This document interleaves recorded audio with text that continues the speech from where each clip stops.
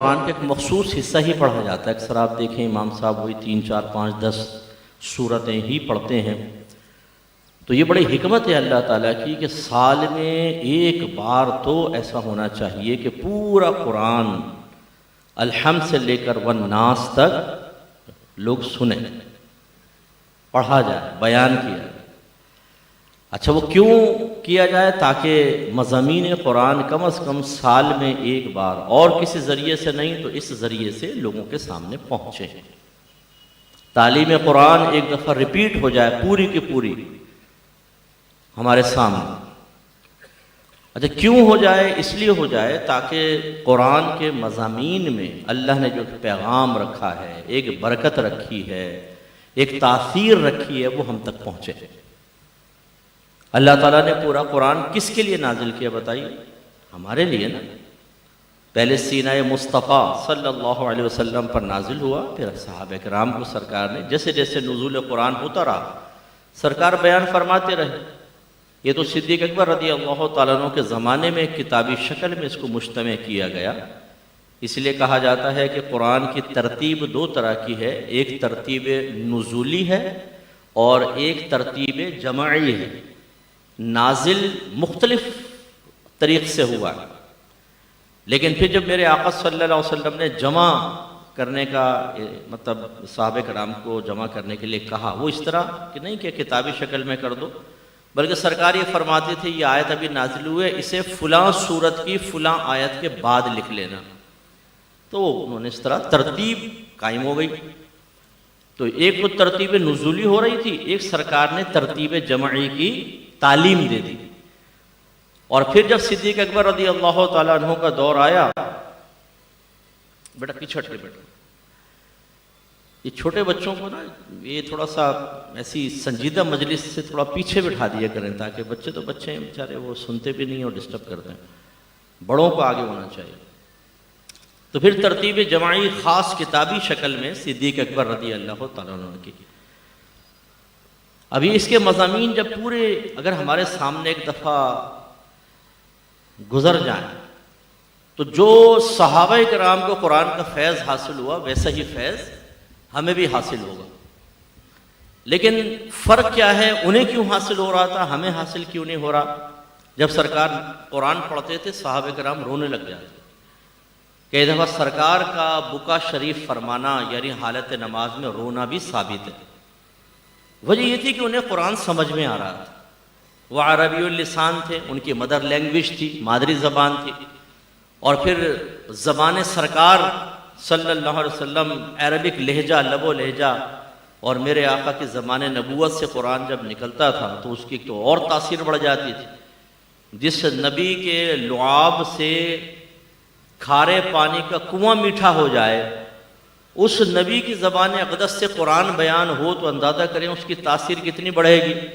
اور پھر مضامین بھی سمجھ میں آ رہے تھے، تو اس صحابہ کرام کے قلب پہ ایک اثر ہوتا تھا اس چیز کا۔ اچھا وہ اس کے محتاج نہیں تھے کہ تراویح میں یا ویسے ہی قرآن نماز میں ختم کریں، وہ تو ویسے بھی کرتے تھے، لیکن میں آپ کو صرف یہ سمجھانا چاہ رہا ہوں کہ صحابہ کرام کی ایمانی بیٹری جو چارج ہوتی تھی، اس کے لیے قرآن کے مضامین انتہائی ضروری تھے۔ جب بار بار وہ قرآن کی آیات کو سنتے ان کا ایمان تازہ ہوتا رہتا اور ایمان مضبوط ہوتا رہتا تھا۔ ہماری صورتحال یہ ہے کہ ہم کیوں قرآن کے فیض سے محروم ہیں؟ ہمیں کیوں حقیقی خوف حاصل نہیں ہے؟ ہم قرآنی احکام پر مطلع کیوں نہیں ہیں؟ ہم قرآن سے نصیحت کیوں حاصل نہیں کرتے ہیں؟ اس کی وجہ کیا ہے؟ ہمیں سمجھ میں نہیں آتا۔ حضرت صاحب نے آپ کو نماز پڑھا، انہوں نے اللہ اکبر، ہم نے بھی تکبیر لگائی، اس کے بعد کہتے ہیں امام صاحب اپنا کام کریں، ہم اپنا کام کریں گے۔ امام صاحب بیچارے قرات کر رہے ہیں، ان کو ٹینشن ہے، ان کو اور سامعین کو نا کہ کہیں غلط نہ ہو جائے، ہمیں نو ٹینشن، ہم اپنے خیالات میں گم ہیں، ادھر ادھر کی سوچ رہے ہیں، ادھر ادھر کی، کبھی ایک بات، کبھی دوسری بات، کبھی تیسری بات، چوتھی بات۔ پھر اچانک ان خیالات کا سلسلہ منقطع ہوتا ہے جب امام صاحب کہتے ہیں اللہ اکبر، تو اب رکوع کا ٹائم آ گیا بھائی، چلو فوراً رکوع کر لیا۔ اب کچھ سمجھ میں نہیں آ رہا امام صاحب کیا کہہ رہے ہیں۔ اب شکیل صاحب تو بہت اچھا قرآن پڑھتے ہیں، میں نے ان کے پیچھے کئی تراویح پڑھی، جب ہم نے بھی انتظام کیا تھا تو حضرت تشریف لاتے تھے، بعض تو قاری حضرات ایسا پڑھتے ہیں کہ یعلمون تعلمون کے علاوہ سمجھ میں نہیں آتا. ایک تو ویسے میں عربک سمجھ میں نہیں آتی اور وہ قرآن بھی سمجھ میں نہیں آتا. مولانا امجد علی خان صاحب رحمۃ اللہ علیہ بحر شریعت میں نقل فرماتے ہیں کہ آج کل یہ حفاظ ایسا پڑھتے ہیں کہ یعلمون تعلمون کے علاوہ کچھ سمجھ میں نہیں آتا. اسی وجہ سے فقیر کو کئی سالوں سے قرآن سننے کو نہیں ملا. یعنی پھر وہ حفاظ کے پیچھے نہیں پڑھتے تھے، وہ اپنے یا کوئی الگ کوئی طریقہ اختیار کرتے تھے. تو ہمارے ہاں صورتحال یہ ہے کہ اب ہم پیچھے کھڑے ہوتے ہیں، مضامین قرآن سمجھ میں نہیں آ رہے. اگر ویسے بھی ہم قرآن گھر میں پڑھتے ہیں، ترجمہ تفسیر سے پڑھنے کی عادت نہیں ہے، تو یہ قرآن کے اندر اللہ کا پیغام ہے وہ ہم تک پہنچ نہیں پاتا، وہ اپنا اثر نہیں کر پاتا. اگر آپ ڈاکٹر سے دوا لے آئیں، الماری میں رکھ دیں، لیکن کھائیں نہیں اور کہیں کہ واہ کیا دوا ہے زبردست، ڈاکٹر صاحب نے کہا تھا لاکھوں مریض سے ٹھیک ہو گئے، واہ کیا دوا، تو آپ کا علاج ہو جائے گا؟ نہیں ہوگا. کیا کرنا پڑے گا آپ کو؟ اس کو پینا پڑے گا، اس کے ساتھ ساتھ پرہیز کرنا پڑے گا، تب آپ کو شفا حاصل ہوگی. تو قرآن عظیم کی برکات حاصل کرنے کے لیے سب سے پہلا کام کیا ہے کہ اس کو سمجھنا ہوگا.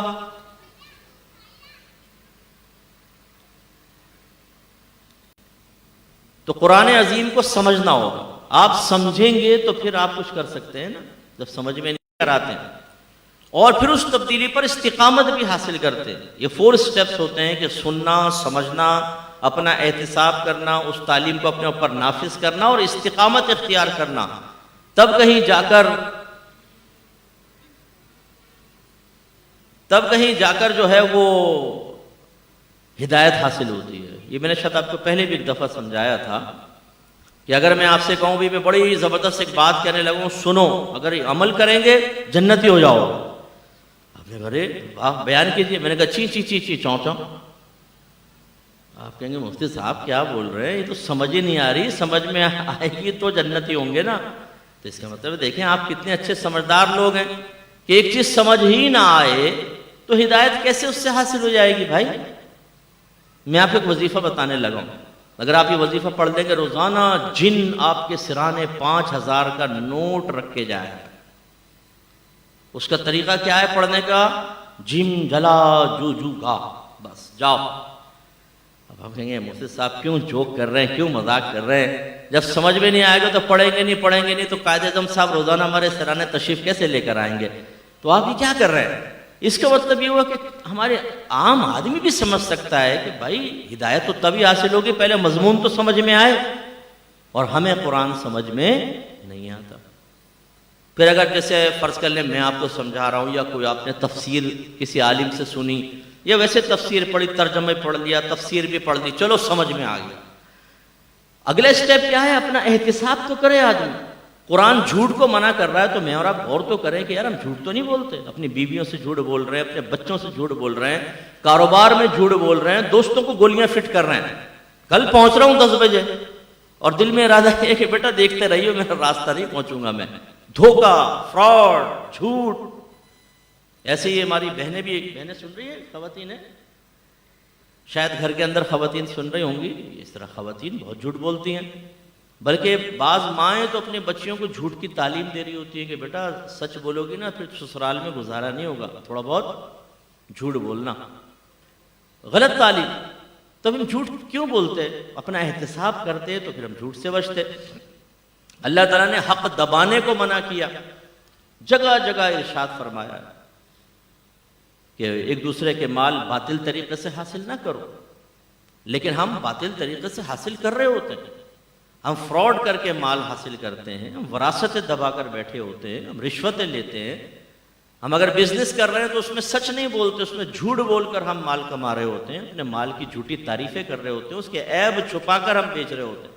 سب سے بہترین سیلز مین وہ کہلاتا ہے ہماری مارکیٹ میں جو سب سے گندے مال کو گاہک کے حوالے کر دے اور ایسا حوالے کرے کہ گاہک اس کا احسان مان کر جائے. تو خواتین آتی نا بولتے بہن آپ کو یہ جو دے رہا ہوں نا کوئی بھی نہیں دے گا اتنی کم قیمت، یہ صرف میں دوں گا. خاتون یہ نہیں سوچتی کہ بھئی یہ اتنا ہمدرد بھائی کہاں سے نکل آیا کہ پوری مارکیٹ میں سب مجھے مہنگا دے یہ سستا دے گا، وہ خوش ہو جاتی ہے. نہیں نہیں بھائی آپ کی ایسے مرضی ہے لینا، نہیں دے دے۔ بعد میں ان کا مذاق اڑاتے ہیں، ہنستے ہیں، تو مالک بھی آ کر کہتا ہے یار تو نے وہ مال بیچ دیا جو 4 سال سے میں نہیں بیچ پا رہا تھا، یہ نہیں، تجھے زیادہ تنخواہ ملنی چاہیے، نہیں جھوٹ بولو، عیب چھپاؤ، ایک مسلمان کو دکھ دو، اس کو غم دو، اس طرح مال کماؤ، بہت اچھی بات ہے، آپ ہیں کامیاب بزنس مین۔ وراثت دبا کر ہم لوگ بیٹھے ہوئے ہیں، بہنوں کو نہیں دیتے، پھپھیوں کو وراثت میں سے حصہ نہیں دیتے۔ ہم میں سے کتنے ایسے ہیں جنہوں نے وراثت کے بارے میں کوئی فتویٰ لے کے رکھا ہوا ہے؟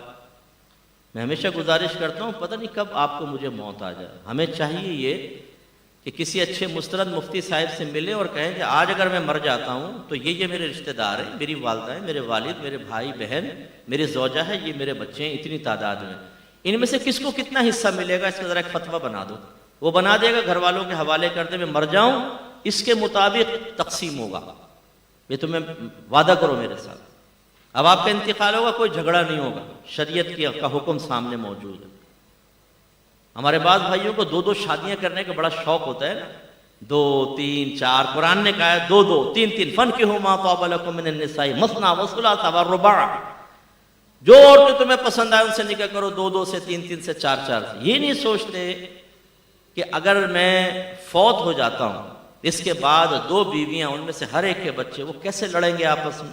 ہم نے تو فائٹ ہوتے دیکھیے نا، کیونکہ ہمارے پاس تو آتے ہیں لوگ مسئلے لے کر، ایک زوجہ ایک مکان میں رہتی ہے، بولتی ہے تو میرا ہی ہوگا، دوسری کو حصہ نہیں ملے گا۔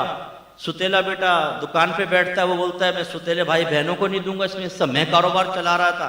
اگر ابا جان اس میں فتویٰ لے کے رکھ دیتے تو کتنا فائدہ ہوتا، اور ان کا ذہن بنا دیتے کہ بیٹا شریعت کے مطابق اس طرح تقسیم ہوگا۔ اور ہم چونکہ، میں کبھی کہتا ہوں میری باتیں کڑوی تو آپ کو لگتی ہیں، لیکن میں بالکل گراؤنڈ ریئلٹیز پہ کلام کرتا ہوں۔ اپنے موبائل میں دیکھیں کسی مفتی صاحب کا نمبر سیف ہے، اور دیکھیں کہ پچھلے پورے سال میں کتنی دفعہ آپ نے ان کو کال کی ہے۔ سب ایسے ہی عام لوگ، کاروباری، بے نمازی، رشتہ دار، دوست احباب، محلے والے، ان کے نمبر ہوں گے، جن میں سے بعض تو بہت ہی فنٹر قسم کے بھی ہوں گے۔ ہمارا تعلق ہی نہیں ہوتا علماء کے ساتھ، مفتیان کرام کے ساتھ، تو سوچیے پھر ہمارے گھر والوں کا تعلق کیسے ہوگا؟ نتیجہ نکلتا ہے جب ہم فوت ہوتے ہیں تو آپس میں ہوتی ہے فائٹ، مارن پیٹی، بعض اوقات تو کورٹ میں کیسز چلے جاتے ہیں، جن عورتوں نے کبھی گھر سے قدم باہر نہیں نکالا ہوتا وہ تھانے کچہریاں کر رہی ہوتی ہیں ہماری وجہ سے۔ اور پھر ہماری بعض اوقات یہ بھی ایک ہوتا ہے مال کے ناحق تقسیم کا معاملہ، کہ باپ اپنی زندگی میں جب کچھ تقسیم کرتا ہے اپنے اولاد کے اندر، اس کے الگ احکام ہوتے ہیں۔ اس میں مفتبی قول اور پسندیدہ قول یہ ہے کہ اس میں لڑکا لڑکی برابر ہوتے ہیں۔ اگر باپ اپنی زندگی میں کچھ دینا چاہتا ہے، 4 کروڑ ہے، 3 بیٹے ایک بیٹی، سب کو 1 کروڑ دے گا۔ مر جائے گا تو پھر یہ ہوگا لڑکوں کو ڈبل ملے گا، لڑکی کو نصف ملتا ہے۔ لیکن ہمارے ہاں تو یہ اچھا، یہ تو ہے زندگی میں افضل طریقہ کہ سب کو برابر، ورنہ کم از کم اس سے مفضول طریقہ، کم درجے کا طریقہ یہ ہے کہ وہی وراثت والا وصول کر لیں، لڑکوں کو 2 حصہ، لڑکی کو 1 حصہ، یوں کر لیں آپ۔ لیکن ہمارے یہاں یہ بھی نہیں ہوتا، لڑکی کو تعلیم دلوا دی، جو باپ گفٹ تھوڑا بہت لا کر دیتا رہتا ہے، سوٹ دے دی یہ، پھر اس کے بعد اس کی شادی کر دی، جہیز میں دے دیا، بس بری الذمہ۔ باقی کس کا ہے؟ بیٹوں کا۔ بیٹی کو اگر کل ملائیں پوری زندگی کا بمشکل بنتا ہے 30 لاکھ، 40 لاکھ، 50 لاکھ، 60 لاکھ، اور ایک بیٹے کو فلیٹ دیا ہے 2.5 کروڑ کا، دوسرے کو دکان دی ہے 4 کروڑ کی، تیسرے کو دکان دی ہے 2.5 کروڑ کی۔ آخرت میں یہ بچی کھڑا کرے گی اپنے والد کو کہ اللہ تعالیٰ جو اس نے اپنے مال کی تقسیم میں ناانصافی کی، مجھے حق دلوا۔ اگر ہم قرآن پڑھیں تو قرآن ہمیں سمجھائے گا کہ مال کی ناحق تقسیم مت کرو۔ اللہ تعالیٰ نے قرآن میں اصول بیان فرمائے، احتساب کریں گے روشنی ملے گی۔ اسی طریقے سے اللہ تعالیٰ نے ظلم سے منع فرمایا۔ ظلم کسے کہتے ہیں؟ کسی بھی جاندار کو بلا اجازت شریعت جسمانی، روحانی یا مالی نقصان پہنچانے کا نام ظلم ہے۔ اگر یہ تعریف آپ کے ذہن میں رہے، ہم بولتے تو ہیں بڑا بھائی بڑا ظلم کر دیا، بھائی ظلم کس سے کہتے ہیں یہ تو تعریف ذہن میں رکھیں نا۔ کسی بھی جاندار کو اجازت شریعت کے بغیر تکلیف پہنچانا، جسمانی، مالی یا روحانی، یہ ہے ظلم۔ اجازت شرع کی قید ہے، اس کا مطلب اگر شریعت اجازت دیتی ہو اور ہم کسی کو اذیت پہنچا دیں تو یہ ظلم میں نہیں آئے گا. دیکھیں جو ہماری اسلامی نقطہ نظر سے چور چوری کرے ہاتھ کاٹا جائے گا, تکلیف تو ہوگی نا اس کو. اسی طرح کوئی شادی شدہ زانی بن جائے یعنی زنا کر لے تو رجم کرنے کا حکم ہے. رجم کا مطلب کیا ہے؟ جرم جب ثابت ہو جائے گا تو اس کو پتھر مارے جائیں گے سر عام, اتنے پتھر ماریں گے کہ وہ ہلاک ہو جائے. یہ رجم کی سزا ہے. اور اگر کسی غیر شادی شدہ نے زنا کیا ہے تو 100 کوڑے سر عام لگائے جائیں گے. اور اللہ نے واضح قرآن میں لکھا کہ دیکھنے والوں کے دل میں کوئی نرمی پیدا نہ ہو, رحم پیدا نہ ہو, مجرم ہے, 100 کوڑوں کی سزا. اب لوگ دیکھ کر کہیں جیسے مغربی تعلیم سے بڑے متاثر لوگ, یار یہ تو بڑا ظلم ہے, دیکھو یار یہ تو بڑی وحشیانہ سزائیں. ارے یار وحشیانہ سزائیں, پہلی بات تو یہ کہ ان کا ثبوت ہی بڑا مشکل ہے. شریعت نے بڑی سخت کنڈیشنز رکھی ہیں. فرض کرنے اگر ثابت ہو جاتا ہے بیٹا یہ بعد میں لیا, ابھی یہ تو پہلے رکھتے تم, ابھی اینڈ میں تم بوتل ہٹاؤ یہاں سے. ان کے سامنے تم ڈنڈا سا کھڑا کر دیا بیچاروں. تمہاری اس ایفیشنسی کے اوپر تمہاری تعریف کی جائے گی کہ تم نے بالکل مڈل بیان کے اندر ماشاءاللہ انٹری ماری ہے. یہ بھی بڑا کمال ہوتا ہے بعضوں کا. دوسری پڑھے اللہم صلی علی سیدنا مولانا محمد وعلی آل سیدنا و مولانا محمد وآلہ وبارک وسلم. میں کیا کہہ رہا تھا پتہ نہیں. یہ کرامت ہے ان لوگوں کی. حالانکہ میرے شاگرد ہیں, یہ استاد بھی ہماری اکیڈمی میں, ان کو پتہ ہے کہ میں درمیان میں ڈسٹربنس بالکل پسند نہیں کرتا ہوں. کیا کہہ رہا تھا؟ ہاں, مغرب ممالک والے جو ہیں وہ ہماری اسلامی سزاؤں کو وحشیانہ سزائیں کہتے ہیں. لیکن گارنٹی سے آپ کو کہتا ہوں ایک دفعہ ایک آدمی کو سزا جاری ہو جائے اس کے بعد ہمت نہیں ہوگی کسی کو کچھ کرنے کی. ہماری بچیوں کے ساتھ ریپ ہو رہے ہیں, بچوں کے ساتھ غلیظ معاملات کیے جا رہے ہیں, چھوٹی چھوٹی بچیوں کے ساتھ کیوں ہو رہا ہے؟ سزا ہی نہیں ہے. گن پوائنٹ پہ موبائل کیوں چھینتے ہیں؟ چھیننے والے کو بھی پتا ہے کہ مجھے اندر کریں گے, مجھے چھڑانے والا خود قانون کا محافظ ہوگا. وکیل ہی تو چھڑواتا ہے, وکیل ہی راستہ بتاتا ہے, وکیل اس کی ضمانت کروا کے کہتا ہے باہر نکلو. جج کو نہیں معلوم کہ 6 دفعہ پہلے بھی میرے کٹہرے کے اندر آ چکا ہے, لیکن جج بھی قانون کے تابع ہے, برٹش لا کے تابع ہے.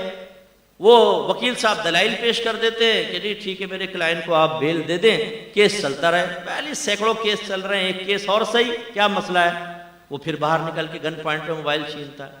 اگر ہمارے مذہب اسلام کے طریقے کے مطابق ڈاکو جو ہوتا ہے, ڈاکو, اس کو سولی چڑھانے کا حکم ہے. آپ کو پتہ ہے, چاروں ہاتھ پاؤں کاٹ دو, اس کو لٹکا دو حتیٰ کہ مر جائے. یہ ہے سزا ڈاکو کی, اور سرعام ہوگا یہ معاملہ. اور شرعی حکم یہی ہے کہ اگر آپ کے گھر سے ایک چور چوری کر کے بھاگ رہا ہے اور آپ اس کو روکنے پہ قادر نہیں, اگر آپ اس کو مار دیتے ہیں تو شرعی لحاظ سے آپ کی گرفت نہیں ہے. لیکن میں اس کی ترغیب نہیں دے رہا ہوں کہ آپ ایسا کریں, میں ایک شرعی حکم بتا رہا ہوں. میں اس کے خلاف ہوں کہ روڈ پہ اگر کسی ڈاکو کو پکڑ لیا تو سارے اس کو مارنا پیٹنا شروع کر دیتے ہیں. شرعاً ٹھیک نہیں ہے. سزا دینا ریاست کا کام ہوتا ہے. اگر آپ اور میں سزاؤں کو اپنے ہاتھ میں لے لیں گے تو ہو سکتا ہے کسی بے گناہ کو روک پری پلان قتل کر دیں. یار یہ پوری مارکیٹ میں بہت اچھا کماتا ہے, ہمیں بڑا نقصان پہنچا رہا ہے, اس پہ ڈھاکے کا الزام لگا کے اس کو کلٹی کر دیتے ہیں. 8-10 آدمی مل گئے, ایک پستول ہاتھ میں پکڑائی, کیچ کروائی, اسے یوں پکڑی, دن مارنا, چور چور, ڈاکو ڈاکو ڈاکو ڈاکو. وہ دوسروں نے بھی تبرک کا نام نے دیکھا, پتہ نہیں ہوتا, آ کر ایک آدمی بھی ہاتھ مار دیتے ہیں برکت کے لیے. پوچھتے ہیں کیا ہو رہا ہے؟ ڈاکو ہے. اچھا, ایک لات اس نے بھی مار دی. ارے بھائی پہلے پوچھو تو صحیح, ماری بھی کہ نہیں ماری. میں نے وہ ایک خبروں کے اندر دیکھا, وہ ایک بیچارے آدمی کو پکڑ کے دھن دیا. ان دنوں جو تھا یہ بچیوں کا اغوا بہت ہو رہا تھا, بچیوں کا. تو بھائی کیوں مارا تم نے؟ اس سے پکڑ پڑ گیا, دھواں کر دیا اس کو مار مار. کہنے لگے ہم نے اس کو مشکوک لگا, روکا تو اس کی جیب سے سیب نکلا, تو ہمیں خدشہ محسوس ہوا شاید یہ بچوں کو سیب دکھا کے اغوا کرتا ہے, تو ہم نے پیٹ دیا اس کو. اس لیے عوام الناس کو یاد رکھیں, سزا جاری کرنے کا حکم نہیں, یہ ریاست کا کام ہے. لیکن میں شرعی مسئلہ آپ کو بتا رہا ہوں کہ اگر اپنی جان کے دفاع میں, اپنے مال کے دفاع میں کوئی اٹیک کر دیتا ہے اور سامنے والا ہلاک ہو جائے تو اس میں اٹیک کرنے والے پر کوئی تاوان نہیں. تو خلاصہ کلام یہ ہے کہ ہم ظلم کی تعریف کو سمجھیں. بعض اوقات ہم اپنے بچوں کو ڈانٹتے ہیں, ان کو تکلیف ہوتی ہے, روحانی تکلیف ہوتی ہے, لیکن وہ ڈانٹنا شریعت کے مطابق ہوتا ہے. اللہ تعالیٰ فرماتا ہے وَأْمُرْ أَهْلَكَ بِالصَّلَاةِ وَاصْطَبِرْ عَلَيْهَا, اپنے گھر والوں کو نماز کا حکم دے اور خود بھی اس پر ثابت قدم رہے. اب جب والد اپنے بچوں کو بعض وقت روکتے ہیں تو جو ٹین ایج میں خاص طور پر ہوتے ہیں، اس میں ہارمونز چینج ہو رہے ہوتے ہیں، تو ہمیں ماں باپ کا سمجھانا برا لگتا ہے. بچے جلدی غصے میں آ جاتے ہیں، چڑچڑے ہو جاتے ہیں. مغرب کے ٹائم میں باہر کھیل رہے، امی کی آواز آتی ہے اندر آ جاؤ مغرب ہو گئی.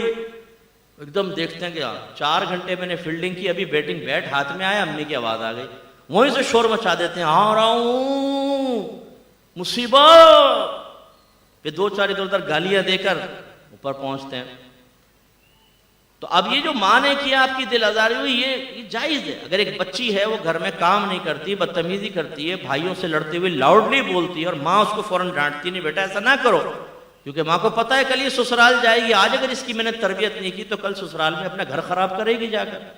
اس میں بچیاں ناراض ہو جاتی ہیں ماں سے کہ بھائیوں کو کچھ نہیں کہتی، مجھے ڈانٹتی رہتی ہے، یہ میری زندگی تنگ کر دی ہے.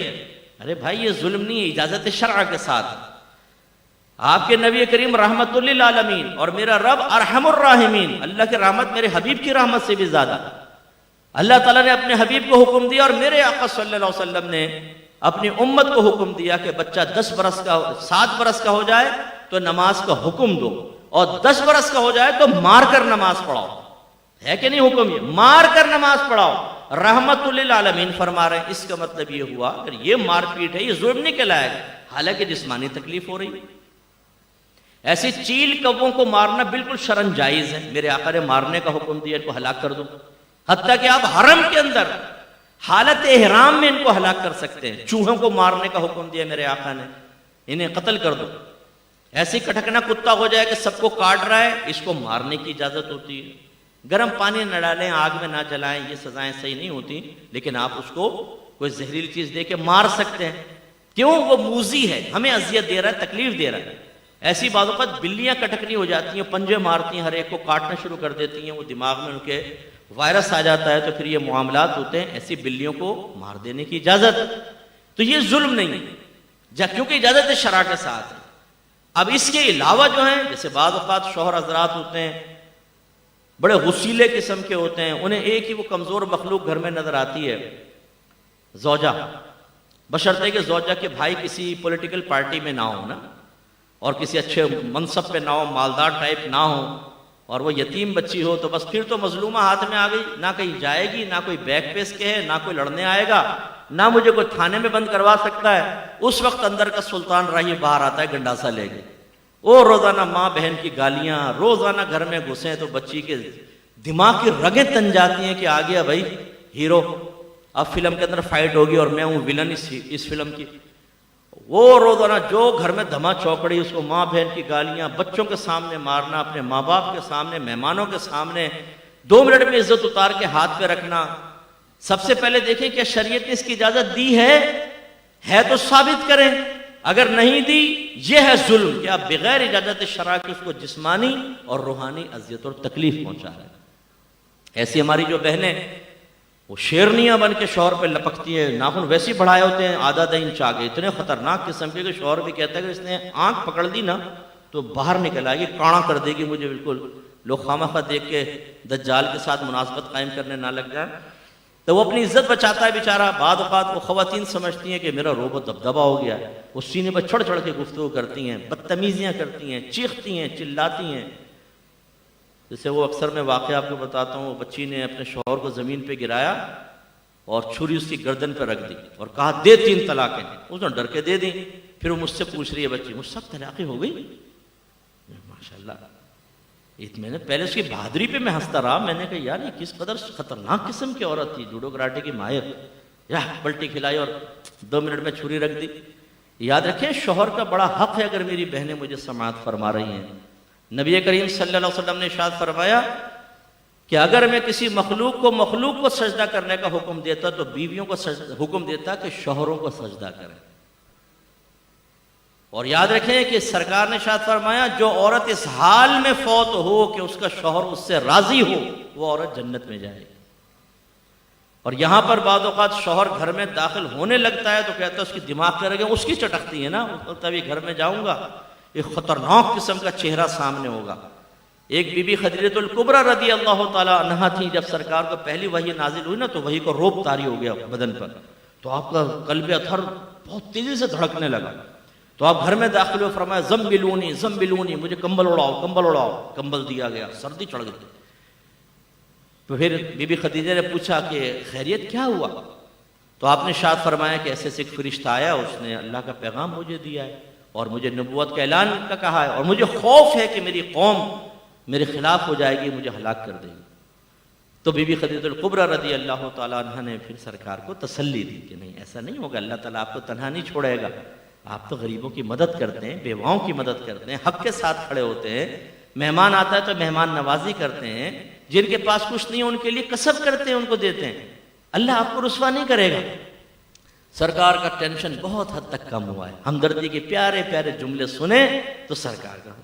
یہاں مرد بیچارہ باہر سے پریشان گھر میں داخل ہوتا ہے، ایک سراپا ٹینشن سامنے کھڑا ہوا، وہ گھستے ڈبل ٹینشن۔ پھر بیوی کہتی ہے پتہ نہیں میرے شوہر کی شوگر کیوں بڑھتی جا رہی ہے، بلڈ پریشر ہائی کیوں ہو رہا ہے؟ ارے بھائی سب سے بڑا تو یہ سبب وائرس تو یہ رہا۔ تو یہ میں ان بہنوں کے بارے میں عرض کر رہا ہوں کہ جو شوہروں کو ذہنی ٹارچر کرتی ہیں، تکلیف پہنچاتی ہیں زبان سے، اور پھر اپنی بیٹیوں کے لیے ایک بری رول ماڈل بن جاتی، جو اپنی ماں کو یہ دیکھتی رہیں کہ ابا جان کو اس نے دبایا ہے، وہ لڑکی فطرتاً جس گھر میں بھی جائے گی نا، یہ طبیعت اتنی ایسی بن جاتی ہے وہ اپنے شوہر کو اپنے تابع دیکھنا چاہے۔ اب ضروری تو نہیں کہ اس کا شوہر اس کے تابع ہو جائے، وہ فوراً بدتمیزی کرے گی اور اس کا رزلٹ ویسی چاہے گی جیسا اس نے اپنے گھر میں دیکھا۔ نتیجے کیا نکلے گا کہ اس لڑکی کا ہو سکتا ہے گھر خراب ہو جائے، کیونکہ اس کا شوہر ہر ایک تو نہیں برداشت کرے گا، ہو سکتا ہے اس بچی کے والد صاحب میں بہت زیادہ صبر کا مادہ ہو۔ یہ ہے ظلم جو ایک عورت کر رہی ہے، ایسے ہم کسی کا مال دبا لیتے ہیں۔ برا نہیں مانیے کہ آپ نے بہت سارے بزنس مین ایسے بیٹھے ہیں جو وقت پہ پیمنٹ کر سکتے ہیں، لیکن ایک عادت ہوتی ہے پیمنٹ وقت پہ نہیں کرنی، 10 فون آئیں گے تب کروں گا، وہ بیچارہ چکر لگا رہے ہیں، یار دے دو پیمنٹ دے دو، ہاں دیتا ہوں ٹال بٹول سب پڑا ہوا، کیوں نہیں دیتے آپ؟ یاد رکھیں جب آپ پیمنٹ دینے پہ قادر ہیں تو یہ پیمنٹ ایک طرح کا شرعی قرض ہوتا ہے، اس قرض کو فوراً لوٹانا، ایک دن کی بھی تاخیر کریں گے گناہگار ہوں، شدید گناہگار ہوں۔ اصل میں ہمیں مال کو جدا کرتے ہوئے نا بس عجیب پریشانی سے ہوتی ہے، حالانکہ ارے بھائی اس کا مال ہے، آپ نے مال گھر میں اتار لیا ہے، دکان پہ اتارا ہے، پیسہ تو اس کا حق ہے نا، دو اس کو۔ لیکن وہ دیتے ہوئے یوں گن کے یار یہ قائد اعظم صاحب ہمارے پاس سے جا رہے ہیں تو بڑے ایسا لگتا ہے دل کھینچ رہا ہے، تو آدمی چاہتا ہے جتنے بھی قائد اعظم صاحب کی صحبت حاصل کر کے میں برکات حاصل کر سکوں انہیں اپنے پاس رکھوں۔ ارے یار کیا فائدہ ہے اس کا؟ دو وقت پہ اگر آپ پیمنٹ کریں گے آپ ہی کی ساکھ اچھی ہوگی، آپ کی مارکیٹ میں تعریفیں کی جائیں گی، 10 آدمی آپ سے کاروبار کرنا چاہیں گے کہ نہیں یار بڑا سالڈ آدمی ہے، وقت پہ مال لیتا ہے، وقت پہ پیسہ دیتا ہے۔ لیکن ہم اتنے بدنام ہو چکے ہوتے ہیں بعض اوقات، اور بعض اوقات یہ بھی میں نے دیکھا ہے جس کو پیمنٹ دینی تھی مر گیا، کسی نے آ کے بتایا وہ تو گیا، ہم کہتے ہیں گیا تو گیا، یہ لیجیے جی، ارے بھائی اس کے وارثوں کا حق ہے دو۔ یہ ہے ظلم کہ اس کے وارثوں کو آپ پیسہ نہیں دے رہے اس لیے کہ اس کے اوپر اور کوئی گواہ نہیں تھا، آپ نے اس کا پیسہ دبا لیا۔ ایسے ہم یہ بچے خاص طور پہ بیٹا اس کو ذرا سمجھو، اس چیز کو، کسی ایک کو نشانہ بنا کے اس کا مذاق اڑاتے ہیں، کوئی بیچارہ گر گیا او ہنستے ہیں، مذاق اڑاتے ہیں، ٹھٹا کرتے ہیں خوب، کسی کا کوئی نام رکھ دیں گے، لنگڑا، ٹنٹا، کاڑا، کالا، لمبو، چھوٹو، اور یوں اس طرح کے نام۔ اب وہ بیچارہ چڑ رہا ہوتا ہے، ایک تو میں آپ کو عرض کروں چڑو کبھی نہیں، تھوڑی سی اپنے اندر ول پاور پیدا کرو، ڈھیڑ بن جاؤ، کوئی کسی بھی نام سے چھیڑے نا آپ کو برا بھی لگ رہا ہو، اور بولو اور بولو، بس انشاءاللہ کچھ ہی دن میں ہمت ہار جائیں۔ لیکن جب ہم گھوم کے دیکھتے نا کس نے کہا، تو یہ تو فلم چاہیے تھی بچوں کو، انہوں نے تو ٹریلر پیش کیا تھا، پوری فلم تو اب شروع ہوئی ہے، وہ پیچھے سے آواز کستے ہیں، ہم پلٹ کے دیکھتے ہیں، پتھر مارتے ہیں، لڑائی جھگڑا، بس وہ ہماری چڑ بن جاتی ہے پورے اس میں، وہ پھر ہم اس کو چھیڑتے ہیں۔ لیکن یہ سوچئے بے تکلف دوست بھی اگر بیٹھے ہوں، بعد اوقات سامنے والا جھیپ مٹانے کے لیے ایسا ظاہر کرتا ہے کہ میں نے آپ کی بات کا برا نہیں مانا، کیونکہ ہم اس کو کہہ بھی دیتے ہیں پہلے، یار اگر کوئی ذرا سا منہ بنایا نا، یار تو دوستوں میں مذاق چلتا رہے تو منہ بناتے، بس ٹھیک ہے اب دوستی ختم۔ وہ کہتے سے نہیں، اب اس کا مطلب یہ کر کے اب اجازت ہوگی اس کا دل توڑیں، اس کو بیچارے کو برا بھلا کہیں، تو یہ بھی ایک ظلم ہے کہ آپ کسی کی دل آزاری کریں، اس کو روحانی اذیت تکلیف پہنچائیں۔ تو قرآن پڑھیں گے تو قرآن ہمیں یہ سمجھائے گا کہ ایسا نہیں کرو، پھر ہمیں ہدایت ملے گی، اپنا احتساب کریں گے۔ ایسے قرآن ہمیں نیکی کا حکم کرنے اور برائی سے روکنے کی تعلیم دیتا ہے، جیسے میں نے ابھی آیت پڑھی کہ والمؤمنون والمؤمنات بعضهم اولیاء بعض ویأمرون بالمعروف وینہون عن المنکر، یہ جو مومنین مومنات ہیں ان میں سے